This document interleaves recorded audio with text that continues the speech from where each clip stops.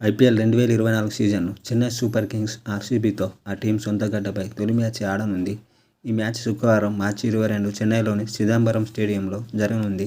Chennai super Kings గత ఏడాది మరోసారి ధోనీ కెప్టెన్సీలో ఐపీఎల్ ట్రోఫీని గెలిచింది. దీంతో ధోనీయే మళ్లీ కెప్టెన్గా, డిఫెండింగ్ ఛాంపియన్గా ఆ టీం బరిలోకి దిగబోతోంది. గత ఏడాదికి ఇప్పటికీ ఆ టీంలో కొన్ని కీలకమైన మార్పులు జరిగాయి. ఈ వేళ New Zealand player Darren Mitchell, Rachin రవీంద్రతో పాటు శార్దుల్ ఠాకూర్, ముస్తఫిజుర్ రహీమాన్, సమీర్ రిజ్వాన్ లాంటి ప్లేయర్లను కొనుగోలు చేసింది. ఈ ప్లేయర్ల రాకతో చెన్నై సూపర్ కింగ్స్ తుది జట్టులో మార్పులు జరుగుతాయి.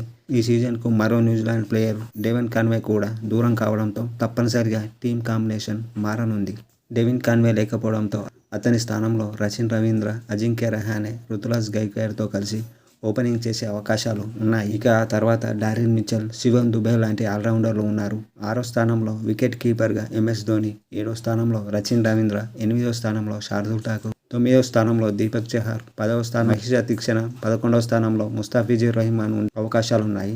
గత ఏడాదితో పోలిస్తే కాన్వే, పతి రాణా వంటి స్టార్ ప్లేయర్లు మిస్ అయిన మిచెల్, శార్దుల్ ఠాకూర్, రచిన్ రవీంద్ర లాంటి ప్లేయర్లతో చెన్నై సూపర్ కింగ్స్ మరింత బలోపేతమైంది.